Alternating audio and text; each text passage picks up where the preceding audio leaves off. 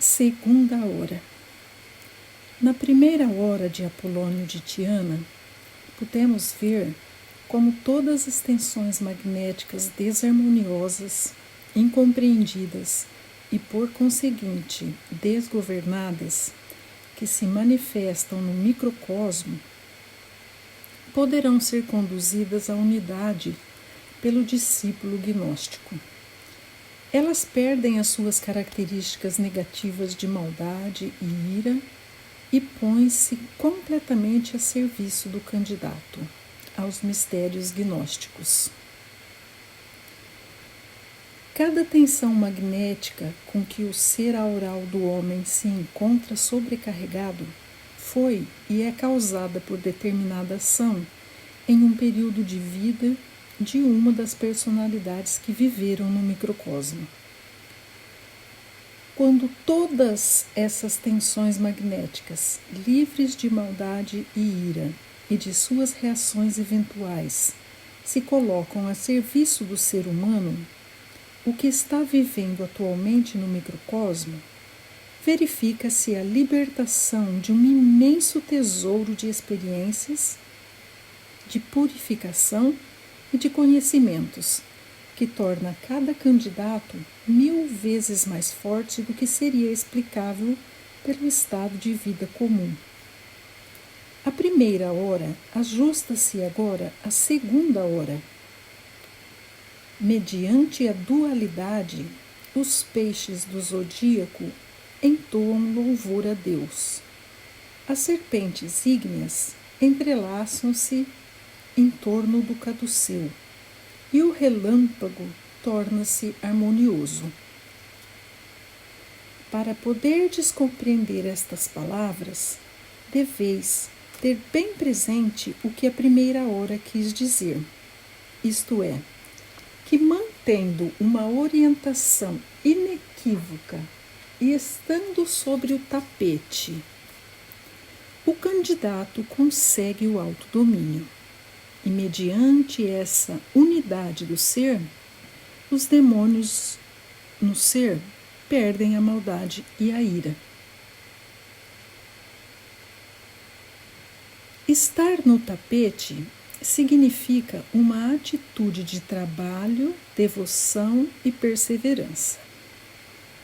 Agora, de maneira fundamental, o candidato já não está preso à vida dialética inferior. Ele está livre, então, para poder trilhar a senda. Essa liberdade fundamental somente é possível com base na já mencionada transformação do demônio no ser humano. O subtrair-se da garra caótica das tensões magnéticas e a ordenação e transformação resultantes. Tão logo um aluno se tenha libertado dessa garra, ele é confrontado de maneira direta com o campo astral onde vive, com o campo do seu nascimento sideral. Em suma, com o grande campo de vida astral da dialética, pois a oposição não deve ser vencida e ultrapassada somente no próprio microcosmo, mas também no grande mundo, onde vivem o microcosmo e a personalidade. Nesse campo de vida sideral, com os éons aí dominantes, aqui no caso éons, refere-se aos arcontes, que são monstruosas formações de potestades da natureza. Elas são antidivinas, criadas pela humanidade decaída no decorrer dos tempos, em consequência da vida contrária a Deus. Então, neste campo de vida sideral, com os éons aí dominantes, manifesta-se a força da dualidade, as influências das forças gêmeas da natureza, devido às quais tudo da natureza visível é impelido para o seu oposto, o que esclarece amplamente o jogo da alternância contínua da dialética. É uma lei natural vigente no campo do nascimento sideral que quando alguém principia com alegria e entusiasmo, em dado momento é tomado e dominado pelo pessimismo e pela tristeza. Não é sem razão, ao contrário, que isso acontece. Toda uma série de fenômenos no grande jogo das alternâncias dá motivo para isso em abundância. Assim, alternam-se continuamente e em todos os aspectos, a crença e a descrença, a certeza e a dúvida, a luz e as trevas. E quem não venceu o demônio das tensões magnéticas na primeira hora, também não poderá ir avante na segunda hora do Nuktemeron. Ele será completamente subjugado e neutralizado pelas forças do campo sideral. Somente pode tentar dominar o campo do nascimento sideral quem conseguiu um novo ser, alcançou o nascimento da alma e, mantendo-se firmemente sobre o tapete, serenou a tempestade magnética no próprio ser. Ele pode fazer isso desde que encontre o método pelo qual os opostos da natureza se equilibram, e assim pode preparar para si mesmo uma passagem harmoniosa através do mar vermelho do nascimento sideral. Com certeza, já ouvistes falar a respeito do equilíbrio dos opostos, e deveis ter aprendido algo disso em vossa juventude. Possivelmente, tenhais tirado notas excelentes em matemática. Contudo, criar e seguir semelhante caminho matemático na própria vida é algo bem diferente e coloca o ser humano diante de grandes problemas. Deixai que o Nuktemeron, na segunda hora do vosso discipulado, vos ensine o modo como podereis resolver estes problemas, supondo que já atravessastes satisfatoriamente a primeira hora. Mediante a dualidade, os peixes do zodíaco entoam louvor a Deus. Esta é a primeira fórmula que tendes de resolver. Conheceis naturalmente o símbolo do signo zodiacal de peixes. Os dois peixes colocados um ao lado do outro e ligados por uma cruz. Um dos peixes é o símbolo do homem divino, o outro é o símbolo do homem preso à natureza. Ambos devem tornar-se um mediante uma via crucis. Compreendemos isso como sendo a dissolução endurística do homem, natural no homem alma divino. Assim, os dois tornam-se um, os opostos identificam-se. Desse modo, possuís a chave para a passagem através do campo do vosso nascimento sideral. Neste campo sideral do nascimento natural, arde um fogo que flameja intensamente. Vós o conheceis como o fogo do desejo, e nele experimentais 3 estados: o de atração, o de repulsão e o neutro. O ser humano encontra-se perfeitamente sintonizado com esse fogo e é uno com ele. Compreendeis que justamente pela forte e extremada individualização do ser humano dialético, o fogo sideral torna-se um inferno flamejante. A vida de desejos de qualquer ser humano é semelhante à de outros, já que pertencemos todos a esta natureza da morte. No entanto, cada uma delas não se sintoniza com o mesmo objetivo. O fogo que um ser humano atrai e assim vivifica pode ser repelido por outro, ou este pode querer extingui-lo, ou então ele não tem interesse por isso. Estando, pois, sintonizados de maneira tão desigual, tão diferenciada, os seres humanos tornam-se um inferno uns para os outros. Queimam-se uns aos outros com fogo, apesar de não o desejarem, atiçando um charco generalizado de fogo, e assim torna-se compreensível a furiosa alternância de jogo dos opostos. As contínuas transformações são lógicas e explicáveis. Por sua natureza comum, os seres humanos atiram-se reciprocamente no inferno do fogo sideral e mantêm-se mutuamente aprisionados pelo desejo atrai-se a discórdia. Suponhamos que tenhais percebido isso e queirais neutralizar este fogo, pelo qual cada ser humano é responsável, que desejeis conseguir um equilíbrio dos opostos e assim abrir para vós mesmos uma passagem. O que tendes de fazer então? Observemos o simbolismo do signo zodiacal de Peixes. Por que e como que o homem inferior e o homem divino se ligam? E como a dualidade se transforma em unidade? Pela cruz, isto é, pelo amor divino que tem o poder de tudo santificar e de tudo vencer. É essa, pois, a verdadeira força anímico-espiritual, a harmonia de vida que tão somente se torna possível mediante a via crucis do amor. Podeis agora compreender do que se trata aqui?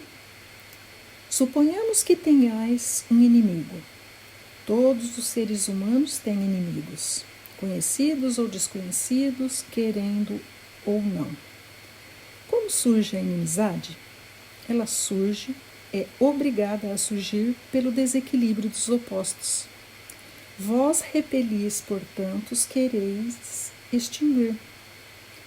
Outro atrai o mesmo, ele deseja atiçar o fogo. Imediatamente surge grande conflito, um antagonismo de interesses no campo dos opostos, e logo surge a guerra.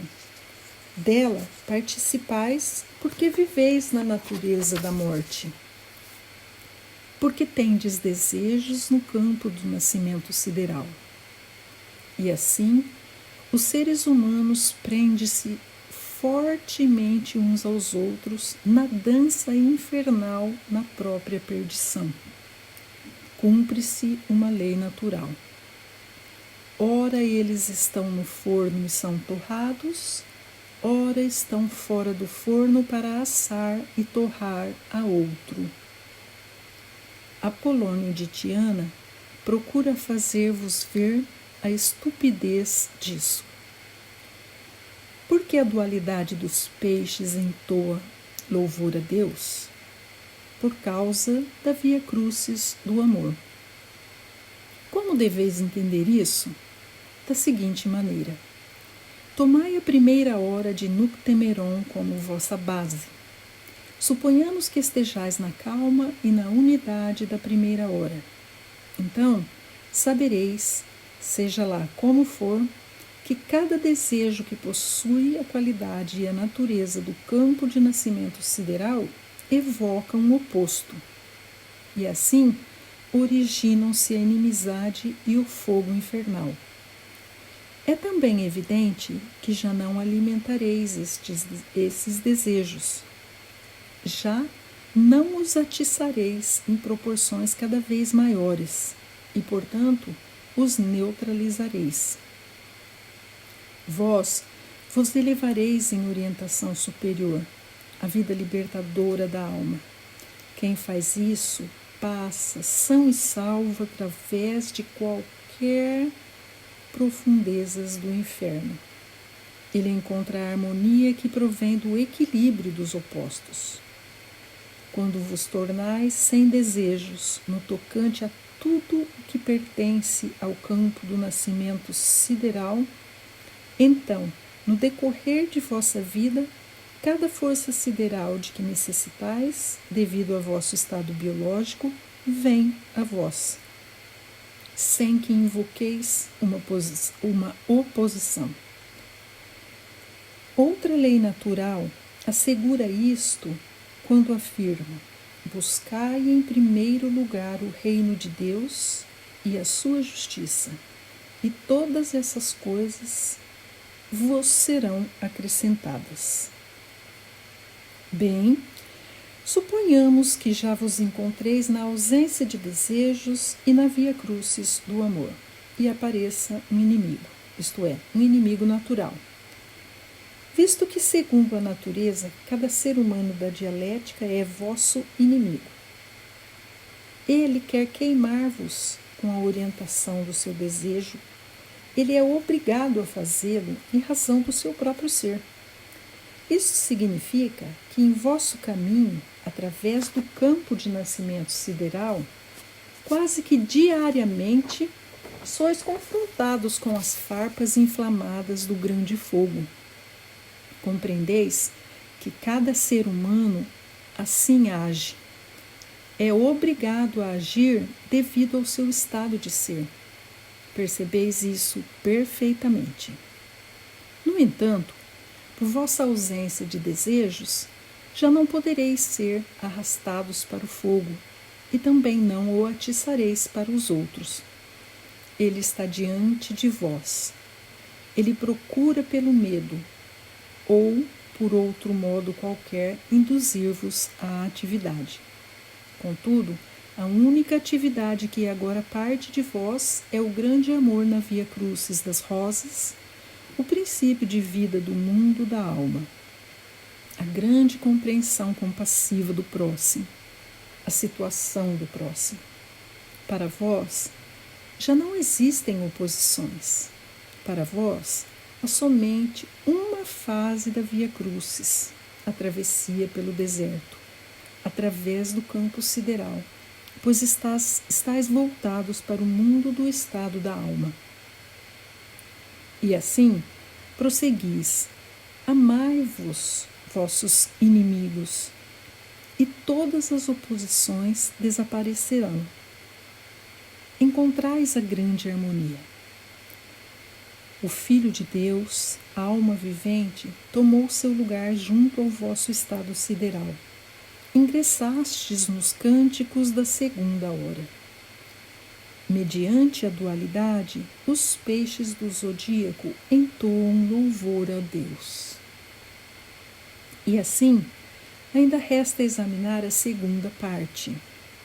As serpentes ígneas entrelaçam-se em torno do caduceu, e o relâmpago torna-se harmonioso. Dissemos há pouco que o candidato, quando permanece sobre o tapete, ou seja, num trabalho de dedicação, de estudo, de prática diária, quando ele permanece sobre esse estado em orientação inequívoca, ele obtém o autodomínio e que, por meio dessa unidade como o ser, os demônios no ser perdem a sua maldade e ira.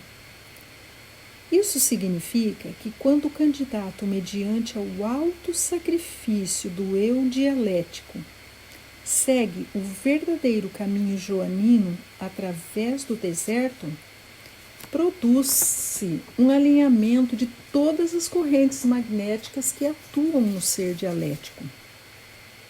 As tensões magnéticas, com todas as suas consequências tão naturalmente presentes na vida dialética, então desaparecem. Por um lado, a totalidade da força de tensão magnética acumulada no ser aural é harmonizada e colocada a serviço do candidato. Por outro lado, essa força de tensão magnética é ordenada ou afastada do sistema, de modo que no final nada permaneça além da unidade. A amargura e a ira desaparecem completamente. Após essa ordenação e preparação, o candidato ingressa na segunda hora, na qual ele é confrontado direta e conscientemente com o mundo astral da natureza comum, onde vive e respira em razão da sua natureza dialética. Nesse campo, ele deve aprender a vencer o que é tipicamente inerente à natureza dialética, a saber, as forças gêmeas da natureza, os pares de opostos. O candidato soluciona agora os grandes problemas relacionados com isso, seguindo uma via crucis. Aqui ele se encontra totalmente voltado para o significado simbólico do signo de Peixes do zodíaco. Nesse símbolo, o homem natural, inteiramente aprisionado e ardendo no fogo sideral, encontra-se ligado ao homem divino, ao espírito, que é livre de todas as aflições terrenas. A ligação entre ambos é realizada pela cruz do amor divino, isto é, pela radiação da divindade. O candidato, mediante verdadeiro amor impessoal, universal, pode atravessar ileso o fogo sideral. Esse amor torna-se vivente com base na ausência de desejo, segundo a natureza. O fogo sideral é desejo, desperta o desejo, e a cada desejo desperta e possui um oposto. Se nele mergulhais, então seguis pelo inferno da natureza comum. Há apenas um anseio, uma diretriz volitiva, pela qual o candidato pode ascender, visto que o ser humano nascido na natureza nada mais pode fazer.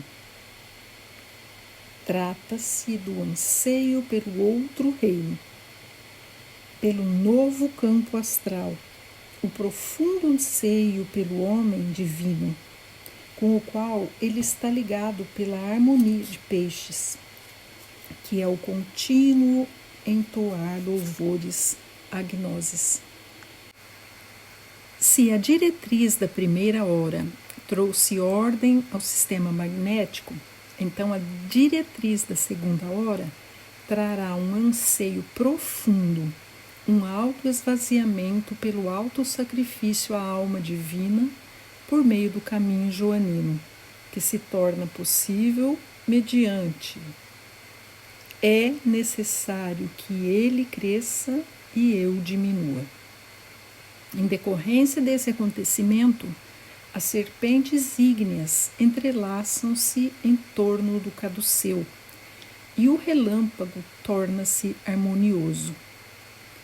Na doutrina universal, as radiações do fogo sideral são indicadas como serpentes ígneas, como movimentos que se assemelham à forma do relâmpago. O caduceu representa a coluna vertebral e nele circula o fogo serpentino, o fogo sideral, o animador do ser humano, o fogo que o impele através da vida. No caduceu e ao seu redor se realiza continuamente toda espécie de processos ígneos. O fogo sideral, multiforme dos pares dos opostos, dispara suas farpas flamejantes sem parar no fogo serpentino do ser humano. E por meio desse fogo serpentino e do sistema nervoso correspondente, todas as influências são conduzidas para todo o sistema. O observador atento vê que a totalidade do caduceu está envolvida continuamente por um espectro multicor de flamas de radiações siderais, às vezes de cor branca, viva e resplandecente, às vezes de cor vermelha, escura e de vibração pesada. E o ser humano contorce-se nesse charco infernal de fogo. Ele é obrigado a reagir. Contudo, Quem segue seu caminho em orientação inequívoca e faz com que a ordem se estabeleça em seu estado magnético, caminha sossegado e ileso através do charco infernal da vida dialética. Porque, em alto sacrifício, se encontra voltado para a elevada e única meta da filiação divina, isto é, para o despertar da alma, para o renascimento da alma mediante a via crucis das rosas. Então, realiza-se grande milagre. A agitação compulsiva desaparece do ser e da vida. Grande quietude interior desenvolve-se, a qual é esclarecida pela intensa transformação que se produz nos processos ígneos siderais no caduceu e no seu redor. As serpentes ígneas entrelaçam-se em torno do caduceu e o relâmpago torna-se harmonioso. Sim, pois as forças siderais da gnosis, as forças do reino da alma, do mundo da alma, da sexta região cósmica, começam a governar o caduceu. E assim surge um fogo claro, brilhante, uniforme e sereno, uma flama tranquila e inextinguível, pela qual todo ser é alimentado harmoniosamente. Nessa harmonia interior, o candidato ingressa na terceira hora.